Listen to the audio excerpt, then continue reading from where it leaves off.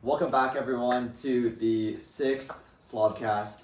We took a little break for a variety of reasons, but we're back. I'm one of your hosts, Jack. I'm your other host, Landon. And this is our special guest for today, Kevin Toyama, also known as my dad.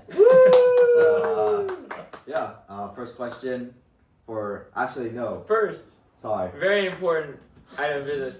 We just want to congratulate 3 SLOBcast alumni who have gone pro in Frisbee this season. In order of most recent appearances, we have Margo Donahue of the San Francisco Bay Area Falcons. We have our friend. Go Falcons! Repping. Go Super Bloom too. Don't check the score. We have our good friend Keaton Beans Orser of the Seattle Cascades. And back on the Falcons all the way back from episode 2, we have Brooke Nishida. Woo! Today we are here to talk about my dad and his experience with Frisbee. A little context.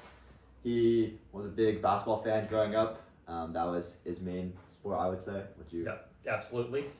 Knew nothing about Frisbee until I started in 6th grade. And so my first question, our first question is, how was it like learning about the sport as someone who's never really been introduced to it at the same time as I was? You know, to be honest, when you first started playing, it was devastating to me because I could tell, you're going to be better at Frisbee than basketball, and you're going to be into Frisbee more than basketball. And I was like, no, I want you to be in love with basketball as much as I am. And I don't know what this ultimate Frisbee game is, so it was a little tough in the beginning to okay, I need you to be, your own person and kind of embrace this thing that you've discovered.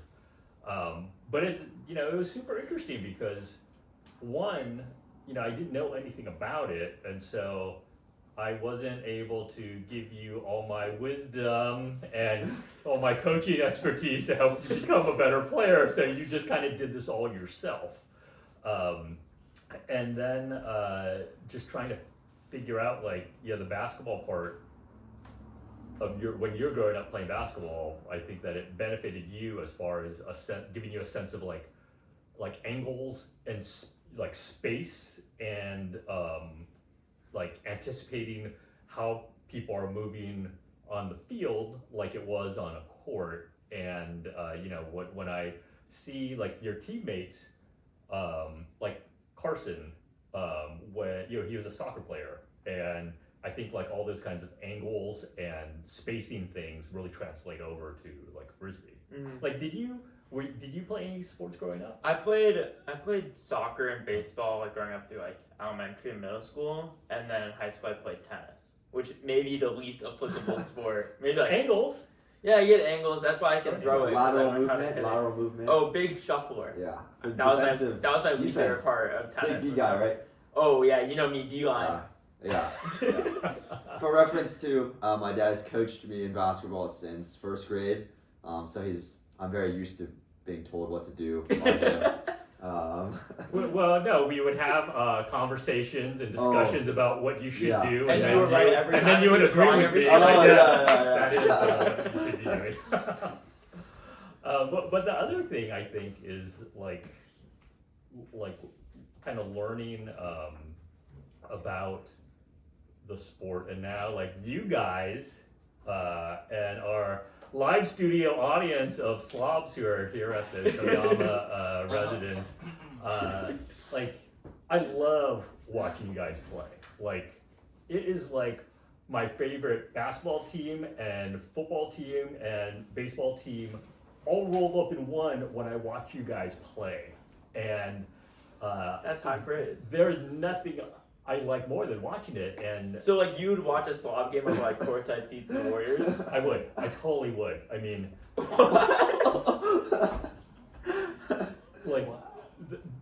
watching you guys play, because it's not just I love all the field stuff that you guys do, and I've learned about like I'll pick up on everyone's like play style and what you guys do, like all the strengths and weaknesses and everything, but also like the joy that you guys play with, like Jack, you tackle when you tackle sports, or like not even any sport, but like even games too, like you look at it and you try and like figure it out. Like it's a puzzle to you, and you figure out like, oh, okay, well, and these are like the little things that you can do that will give you like a 1% chance here, a 2% chance here of like increasing your chance for success.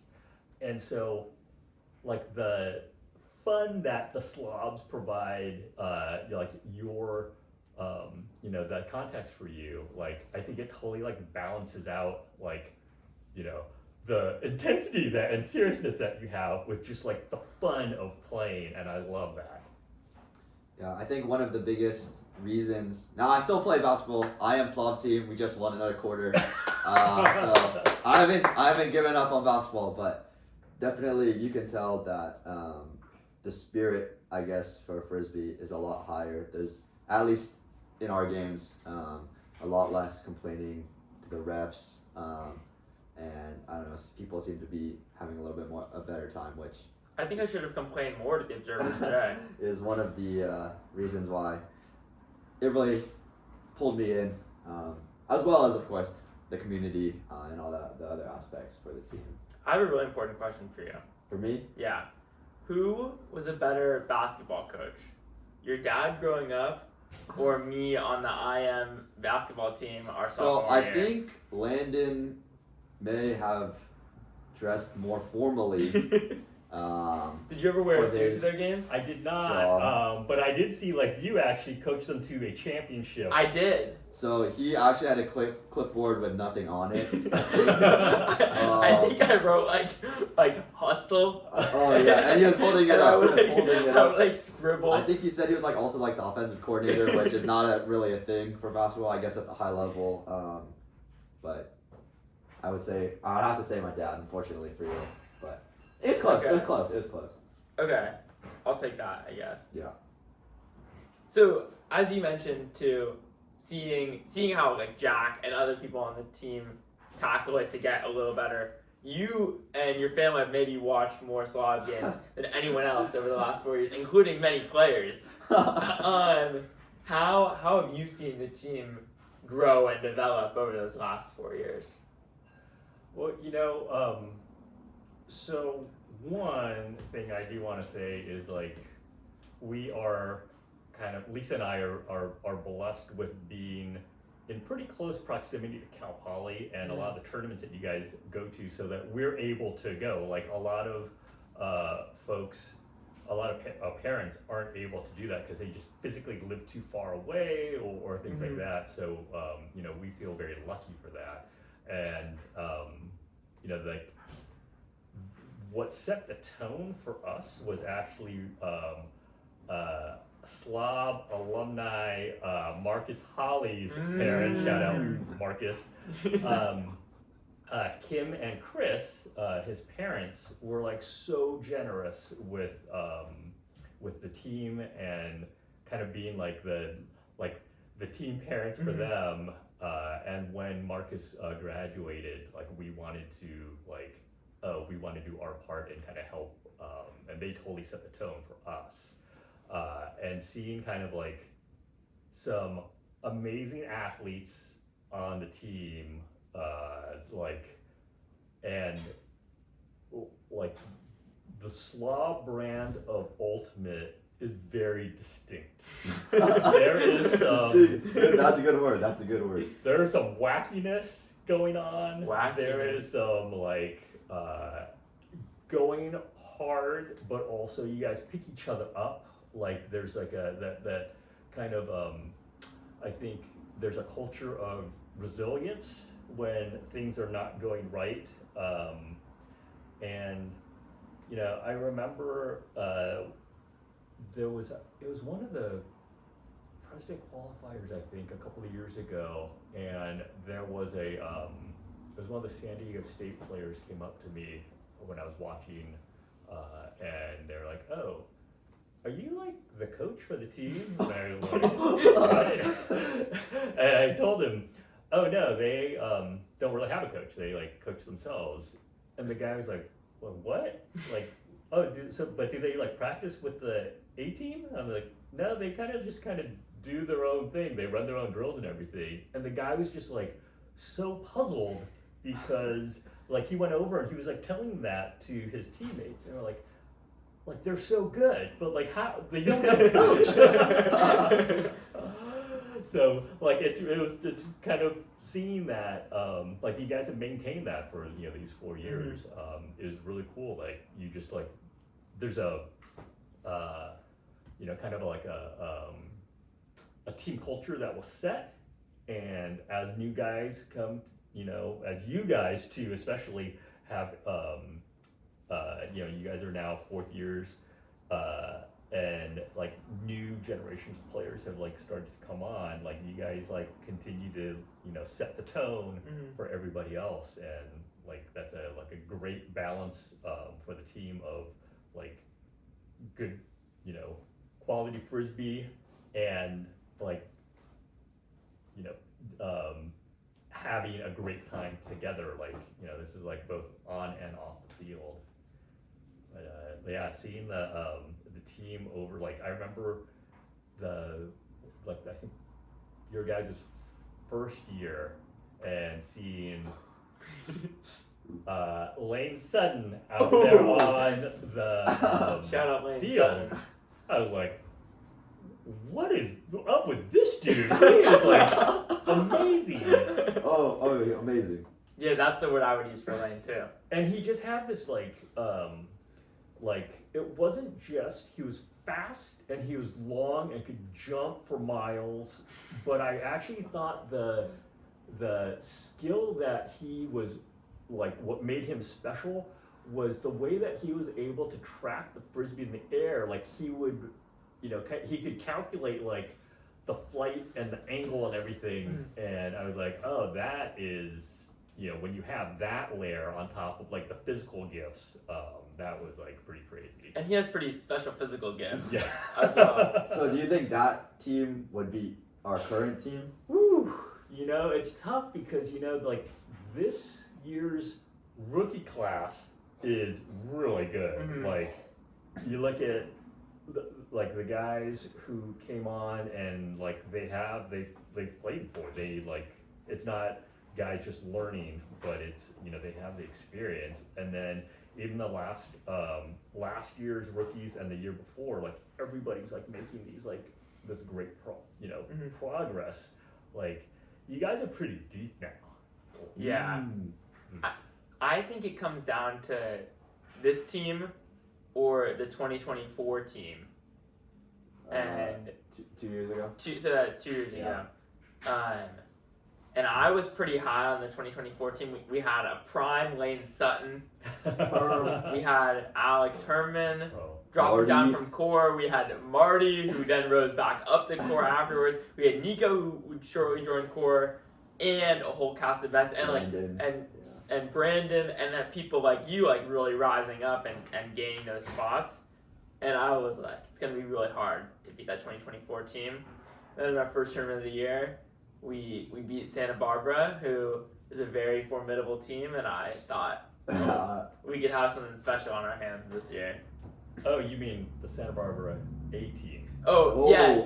To be clear. Oh, good clarification. Well, we beat the B team, and then that afternoon we beat the A team. Yeah. Both. But what do you think? I think this team this year has definitely put up the best performance, I guess, compared to our competition. And like that's really the only way you can go off of statistically wise. So we definitely had great players in the past, but I feel like now we've gotten a lot of playing time together, a lot of chemistry, especially with a super strong 4th year class. Thanks. And so I'm gonna have to give it to this year, but I think we'll never know. As far as I know, this year and that 2024 team are the only times that we've. Oh no! In 2024, we didn't qualify for President's Day, so this is the only year we've qualified for the California Triple Crown.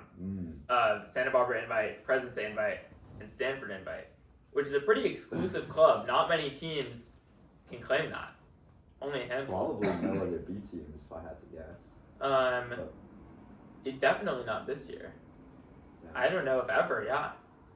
Well, what about like how like you're asking me about what I've seen from the team over the last 4 years. Like when you guys now as fourth years, when you guys are putting in the work at practices and stuff, like is there like what's the kind of tone that you guys try and have at practices?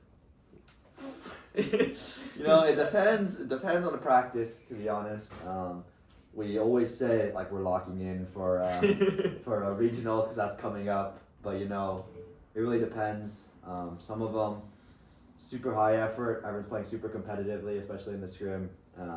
Who are like a few of the guys who like help set the tone of like, hey, we're going hard. Well, one of our main tone setters is unfortunately injured and has been for a little while. Shout out Daniel Mongi. But 88. But yeah, guys like him definitely get people riled up and trying to compete, trying to win, even in scrimmages, which in my opinion is the best way to improve is putting in effort at practice. It's most of our reps we get, and yeah. I think the biggest difference I've seen in the last 4 years at practice, not necessarily a culture thing, but our game plans are so much higher level now. I feel like when we started, it was here's vert stack, here's hoe stack, here's a force, and maybe we'll get to zone if we're lucky.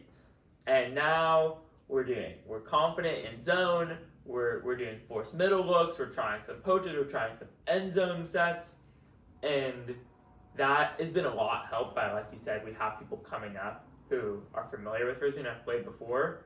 But also, I think it's a lot to the veteran leadership and our captains to be able. Don't make that face.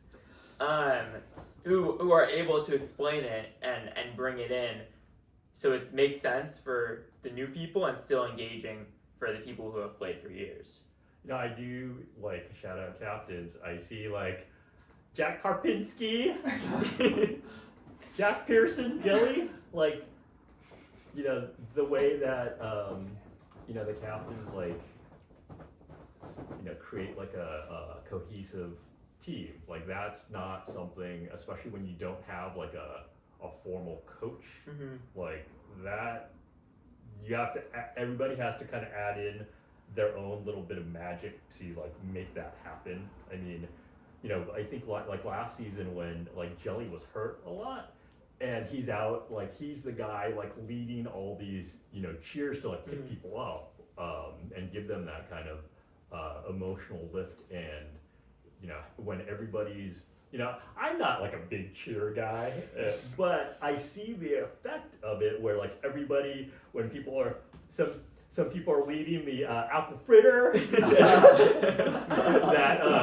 that they're like, oh, everybody's engaged and everyone's like locking in here, and that makes a difference. And I, like basketball is like a little bit of a everybody tries to play it cool kind of thing, and to be like that extroverted like was something different for me to see, and like, oh, it actually like works. Yeah, it's a lot of fun to work with this group of 55 official guys on our Instagram roster, and to be led by a really strong group of leadership. Thank you. What's also kind of amazing is seeing like the guys as they're developing, because again, shout out studio audience member Ope Photo. Yeah. That like, he had never played before, and he had come out with Jack in the beginning, and don't tell Owen I'm saying this, but like he was terrible. Terrible. What? He loves telling this story, by the way. We've all heard it already. But every year he got better, and I was like, oh my god. And then you'd see it like in the first year he would like make a catch, and he's immediately looking to dump, like right away. And then like, oh, the next year he's catching it, and then he's looking downfield, and like the throws aren't always there, but he's like looking right. You see this confidence coming. Junior year or third year. Oh, that was second year, not now. Yeah, second year. Oh. He's like catching, looking downfield, and he's making the throws. And like this year, like, oh, I see his like catch radius expanding. He's like getting to stuff that, you know, he wasn't able to. He's like so sure-handed now. It's just like amazing. And then I feel like lucky enough to be able to see like even one of the rookies last year, Jay, right? Mm-hmm. From Jay last year, again, love you, Jay. This year, like his throws are like so good, and like, but it's not only that, but like, you know, his hands are so much better. Oh, yeah. And it's like, oh, when, you know, I know that like you're graduating this year, Jack's gonna be having a bonus year. We're getting off topic. But like, you know, it's like all the seeds have been planted, and like the first and second years, like all this development's gonna like pay off. You know, so that's pretty cool to see. I'm really excited to watch it from afar because I graduated on time. We'll get some more Ulti World stream for you to watch. Thanks. Shall we move to our little lightning round of fun questions? Yeah, go for it. Okay, first thing. What is the most embarrassing thing that you've seen Jack do on a Frisbee field? Either embarrassing to him or embarrassing to you? Well, if it's today, then it's turfing that throw at the end of the William and Clark game. Lewis and Clark? Or Lewis and Clark game, yeah.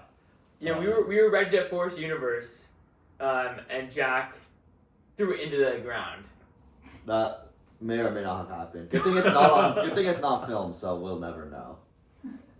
Yeah, are there any things that parents have done on the sidelines or other spectators that you found really embarrassing? Well, I love our Slob parents. It's so great that they come out and cheer on the team. Met your dad this year. That was great. Came out to the tournament. There are a few parents who get a little competitive, and they're very opinionated about how terrible some of the calls on the opponent's teams that they're making. I mean, I won't divulge an example of this. I'll just tell you the parent's name rhymes with John Barnes.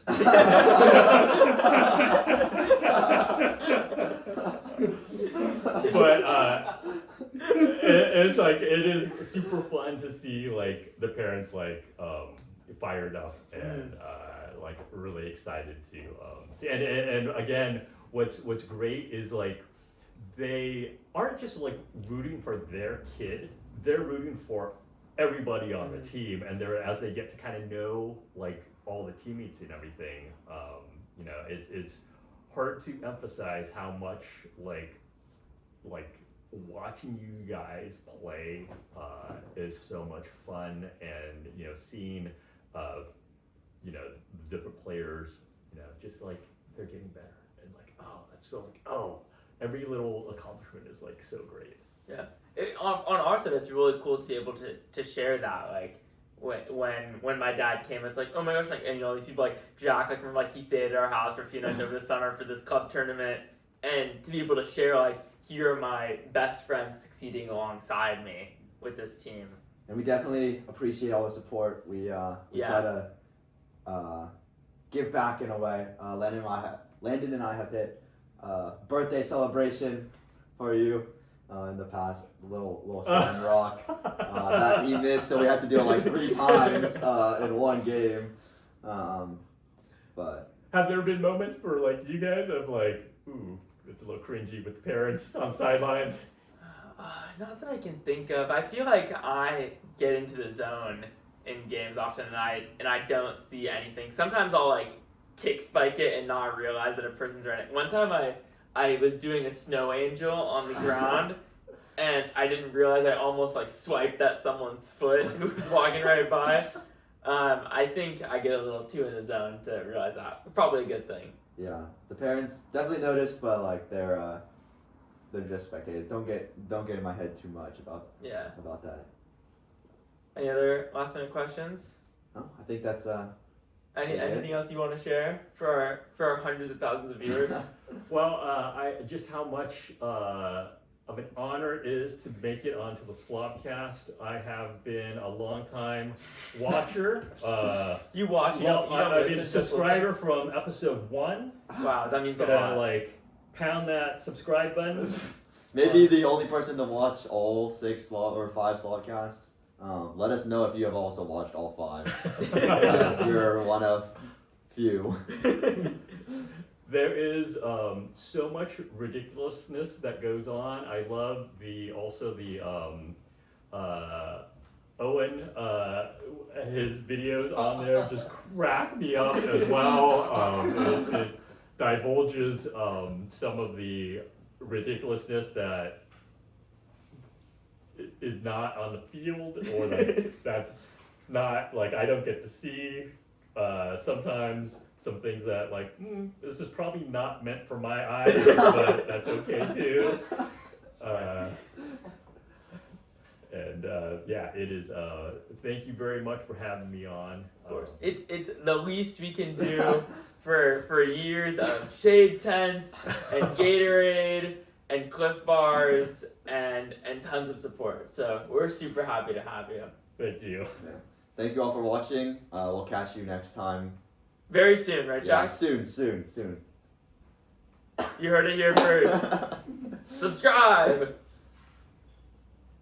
You don't want to say anything after that? No, that's it.